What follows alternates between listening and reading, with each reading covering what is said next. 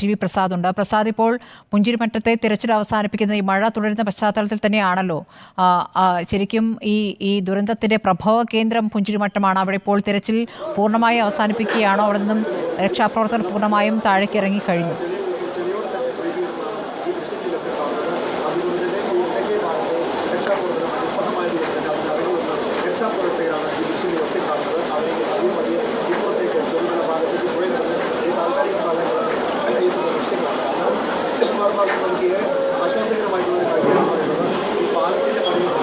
സ്മൃതി, മഴ മാത്രമല്ല കാരണം, മഴ ഇപ്പോൾ ഒരു കാരണമായി എന്നുള്ളത് വസ്തുതയാണ്. പക്ഷേ കുറച്ച് സമയം മുമ്പ് മുതൽ തന്നെ ഇവിടുന്നുള്ള രക്ഷാപ്രവർത്തകർ മടങ്ങിപ്പോയി തുടങ്ങിയിരുന്നു. അതായത് ഇങ്ങോട്ടേക്ക് കൊണ്ടുവന്ന ഹിറ്റാച്ചികൾ ഉൾപ്പെടെ ഇവിടെ നിന്ന് തിരിച്ചു കൊണ്ടുപോയി. അതായത് തിരഞ്ഞിട്ട് കാര്യമില്ല എന്ന നിലയിലേക്ക് കാര്യങ്ങൾ എത്തുകയാണ്. അതിൻ്റെ ഭാഗമായിട്ട് തന്നെയാണ് തിരച്ചിൽ അവസാനിപ്പിക്കുന്നത്. നേരത്തെ 4 പേരെ കാണാനില്ലാത്ത ഒരു വീട്ടിൽ ഏതാണ്ട് 45 മിനിറ്റോളം മുഴുവൻ തുരന്ന് ഹിറ്റാച്ചി പരിശോധന നടത്തിയിട്ടും ഒന്നും കണ്ടെത്താൻ കഴിഞ്ഞില്ല. മറ്റടുത്തുള്ള വീട്ടുകളിലും അതുതന്നെയാണ് അവസ്ഥ. ഈ പ്രദേശത്ത് മാത്രം 41 പേരെയാണ് കാണാതായിരിക്കുന്നത്. ഏതാണ്ട് 20-ലധികം വീടുകളാണ് പൂർണ്ണമായി തകർന്നത്. ഇപ്പോൾ നമുക്ക് ദൃശ്യങ്ങളിലേക്ക് ഒന്ന് പോയാൽ കാണാം, ആളുകളെല്ലാം മടങ്ങിപ്പോകാനുള്ള ഒരുക്കത്തിലാണ്. ഇവിടെ നിന്ന് തിരിച്ചു പോകാനുള്ള ഒരു ശ്രമമുണ്ടാകുന്നു. ഇനി തെരഞ്ഞിട്ട് കാര്യമില്ല എന്നുള്ളത് കൊണ്ട് തന്നെയാണ്, അല്ലേ?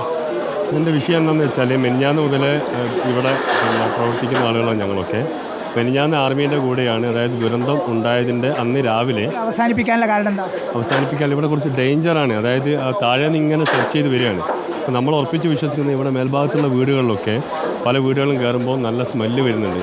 അപ്പോൾ അതിൻ്റെയൊക്കെ ഉള്ളിൽ, കാരണം ഒരു ഏരിയയിൽ നിന്ന് ഒഴിവായി പോകുമ്പോൾ വെള്ളം കയറുകയാണെങ്കിലും അതുപോലെ ഇതുപോലത്തെ ഭീഷണികൾ വന്നാലും ആളുകൾ പൂർണ്ണമായി ഒഴിഞ്ഞു പോകുന്നൊരു സാഹചര്യം പൊതുവെ ഉണ്ടാവാറില്ല. കാരണം അങ്ങനെ ഒഴിഞ്ഞു പോകുമ്പോൾ അവിടെ മോഷണവും മറ്റുമൊക്കെ നടക്കാനുള്ള സാധ്യത കൂടുതലായതുകൊണ്ട് ഓരോ വീട്ടിലും ഓരോരുത്തർക്ക് നിൽക്കുന്നൊരു സാഹചര്യം പലപ്പോഴും പല സ്ഥലങ്ങളിലും നമ്മൾ കാണാറുണ്ട്. വയനാട് ജില്ലയിൽ ഇപ്പോൾ വെള്ളം കയറുന്ന പ്രദേശങ്ങൾ കൊണ്ടുവന്ന ഹിറ്റാച്ചികളൊക്കെ തിരിച്ചുകൊണ്ടുപോകും.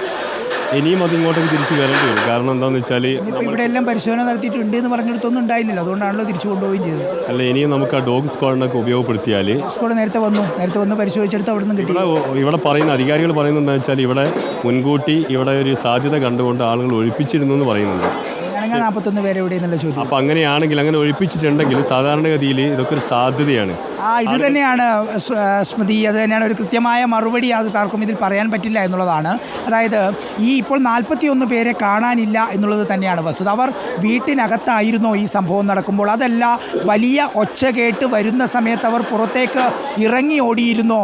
അതല്ല, വേറെ എവിടത്തേക്കെങ്കിലും അഭയം പ്രാപിക്കാൻ വേണ്ടി ഓടുന്ന സമയത്ത് ഈ കരിങ്കല്ലിൻ്റെയും മണ്ണിൻ്റെയും ചളിയുടെയും മരത്തിൻ്റെയും ഇടയിൽ കയറി ഇവിടേക്കെങ്കിലും ഒലിച്ചു പോയിരുന്നോ? ചുരുക്കത്തിൽ 4 ആളുകളും 5 ആളുകളും 6 ആളുകളും ഉണ്ട് എന്ന് പറയുന്ന വീട്ടിലെവിടെയും മനുഷ്യ ശരീരം കണ്ടെത്താൻ പറ്റുന്നില്ല എന്നുള്ളത് തന്നെയാണ് ഇതിലെ ഏറ്റവും പ്രധാനപ്പെട്ട പ്രതിസന്ധി. ഇന്നലെ രാവിലെ മുതൽ നമ്മൾ കണ്ടതാണ് സുദേവിൻ്റെ വീട്ടിൽ നടത്തിയ രക്ഷാപ്രവർത്തനം.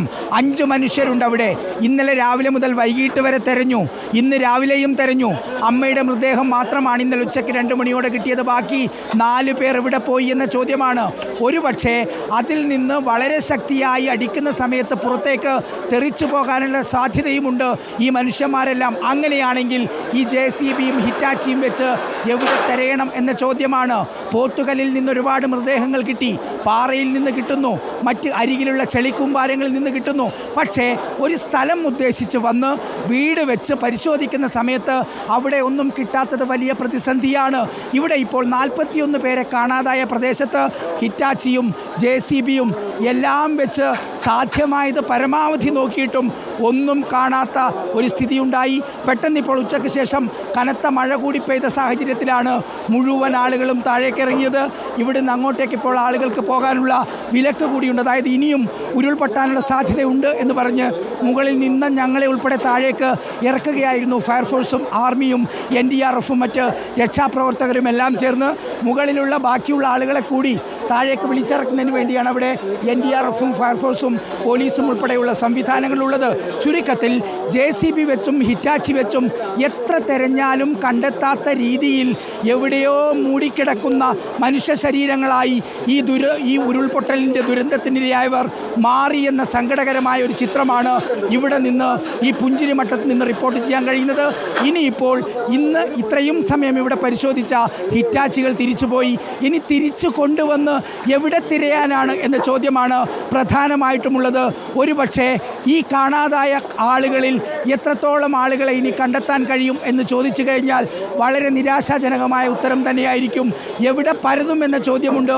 പരമാവധി ശ്രമിക്കുകയാണ് ഇവിടെയുള്ള രക്ഷാപ്രവർത്തകരും ആർമിയും NDRFും പോലീസും ഫയർഫോഴ്സും. അവർ ഏറ്റവും പരമാവധി ശ്രമിക്കുന്നു. പക്ഷേ ആരെയും ഈ വീട്ടിനുള്ളിൽ നിന്നോ അതിൻ്റെ മുറ്റത്ത് നിന്നോ ഒന്നും കണ്ടെത്താൻ കഴിയുന്നില്ല. ഇവിടെ നിന്ന് ഒഴുകിപ്പോയ സ്ഥലങ്ങളിലാണ് കൂടുതലും മൃതദേഹങ്ങളുള്ളത്. ഇവിടെ ആകെ തെരഞ്ഞു 41 പേരായിരുന്നു സ്മൃതി. ഒരു ഭാഗത്ത് നമുക്കിപ്പോൾ പിറകിലോട്ട് പോകുന്ന ഈ കൽക്കൂനകളുടെ ഇടയിൽ മനുഷ്യർ നിൽക്കുന്ന ആ സ്ഥലത്ത് വീടുകളുണ്ട്. ആ വീടുകൾക്കുള്ളിൽ നിന്ന് ഒരാളെപ്പോലും ഇന്ന് കണ്ടെത്താൻ കഴിഞ്ഞില്ല. അതിൻ്റെ മുകളിൽ സ്ലാബുകൾ മാറ്റി വീട് അപ്പാടെ ഇടിച്ച് പരിശോധിച്ചു. അസ്ഥിവാരം വരെ തോണ്ടി നോക്കി. ഒരാളെപ്പോലും കണ്ടെത്താൻ കഴിയുന്നില്ല. അത്രമാത്രം ശക്തിയിലാണ് പടുകൂറ്റൻ പാറക്കല്ലുകളും മരങ്ങളും ചെളിയും വന്ന് ഈ മനുഷ്യരെ ഒഴുക്കിക്കൊണ്ടുപോയത് എന്ന് വേണം മനസ്സിലാക്കാൻ. യഥാർത്ഥത്തിൽ കനത്ത മഴ മാത്രമല്ല ഇതിൽ നിന്ന് ഇപ്പോൾ ഇവിടെ നിന്നുള്ള പിന്മാറ്റത്തിനുള്ള ഒരു കാരണം. ഇനി അങ്ങനെ ഒരു പരിശോധിച്ചിട്ട് സാധ്യതയില്ല എന്നുള്ളത് തന്നെയാണ്. പരമാവധി പരിശോധിച്ചു. ഇനി എന്ത് ചെയ്യാൻ എന്ന ചോദ്യമാണ് ഇവർ നമ്മളോട് സംസാരിക്കുന്നത്, നമ്മളോട് പങ്കുവയ്ക്കുന്നത്. പുറത്തവർക്ക് പറയാൻ പറ്റില്ലെങ്കിൽ പോലും നമ്മളോട് പറയുന്നതും അത് തന്നെയാണ്. ഏറ്റവും ഭീകരമായ താണ്ഡവമാടിയ ഈ പ്രദേശത്ത് 40 ആളുകളെ കാണാനില്ലാതിരുന്നിട്ടും അവരെ കിട്ടുന്നില്ല എന്നുള്ളതാണ്. അത്രയേറെ ശ്രമിച്ചു. ഇനി ദുഷ്കരമാവുകയാണ് ഓരോ നിമിഷവും. ഇവിടെ ഇപ്പോൾ അന്തരീക്ഷത്തിൽ മറ്റൊരു രീതിയിലുള്ള ഒരു മണം, ഒരു ദുർഗന്ധം വരുന്നുമുണ്ട്. ഒരുപക്ഷെ ആ പരിചിതരായ രക്ഷാപ്രവർത്തകരെല്ലാം പറയുന്നുണ്ട് ഇത് മനുഷ്യ ശരീരത്തിൻ്റെ ഗന്ധമായിരിക്കാമെന്ന്. ഒരുപക്ഷെ അങ്ങനെയുണ്ട്. പക്ഷേ അത് എവിടെ, എങ്ങനെ എന്നുള്ളതാണ്, എവിടെയൊക്കെ മാന്തി നോക്കുമെന്നുള്ളതാണ് ഏറ്റവും പ്രധാനപ്പെട്ട ചോദ്യം.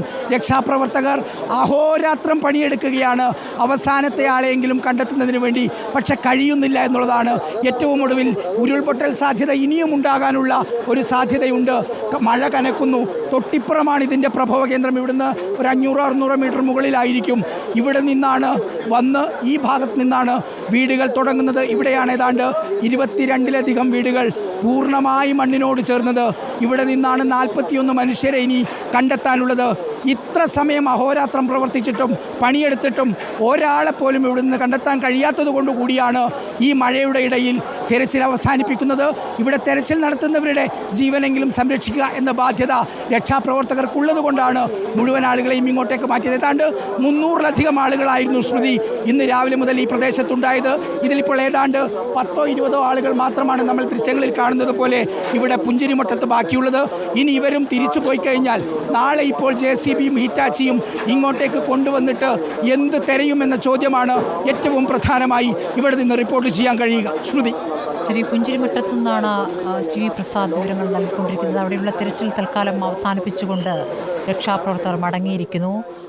അപകട സാധ്യത കൂടി മുൻകൂട്ടി കണ്ടുകൊണ്ടാണ് ഇപ്പോൾ രക്ഷാപ്രവർത്തകർ മടങ്ങുന്നത്. നേരത്തെ മുണ്ടക്കയിലും അതുതന്നെയാണ് സംഭവിച്ചത്. മഴ ശക്തമായി തുടരുന്നുണ്ട്. മഴ തുടരുന്ന പശ്ചാത്തലത്തിൽ ഇനിയും ഒരു ഉരുൾപൊട്ടലിന് സാധ്യതയുണ്ട് എന്ന മുന്നറിയിപ്പ് കൂടി വന്ന പശ്ചാത്തലത്തിലാണ് രക്ഷാപ്രവർത്തകർ അവിടെ നിന്നും മാറിയിരിക്കുന്നത്. അവിടെ മൃതദേഹങ്ങൾ ഉണ്ടാകാനിടയുണ്ട് എന്ന് ചിലരെങ്കിലും പറയുന്നുണ്ടെങ്കിലും തിരച്ചിൽ ഇനി സാധ്യമാകാത്ത രീതിയിൽ നിരാശപ്പെടുത്തുന്നതാണ്. ഇതുവരെ നടന്ന തിരച്ചിൽ മൃതദേഹങ്ങൾ കിട്ടിയത് വളരെ കുറവാണ് ഈ മേഖലയിൽ എന്നുള്ളത് വലിയ ആശങ്കയുണ്ടാക്കുന്നുണ്ടെന്നാണ് ഇപ്പോൾ പ്രസാദ് പറഞ്ഞത്. രക്ഷാപ്രവർത്തകർ അവിടെ നിന്നും മടങ്ങിയിരിക്കുന്നു. ഇതിനിടയിൽ ആശ്വാസമാകുന്ന ചില കാര്യങ്ങൾ എന്നുള്ളത് സഹായങ്ങൾ വയനാട്ടിലേക്ക് ഒഴുകിയെത്തിക്കൊണ്ടിരിക്കുന്നു എന്നുള്ളതാണ്. ഇപ്പോൾ മമ്മൂട്ടി മകൻ ദുൽഖറും പണം നൽകുകയാണ് സർക്കാരിന്. ആദ്യഘട്ടമായ മമ്മൂട്ടി 20 ലക്ഷം രൂപയും ദുൽഖർ സൽമാൻ 15 ലക്ഷം രൂപയും സർക്കാരിന് കൈമാറിയിരിക്കുന്നു. മന്ത്രി P രാജീവാണ് തുക ഏറ്റുവാങ്ങിയിരിക്കുന്നത്. മമ്മൂട്ടി കെയർ ഫൗണ്ടേഷൻ്റെ ഭാഗമായിട്ടാണ് തുക കൈമാറിയത്. ദുരിതാശ്വാസ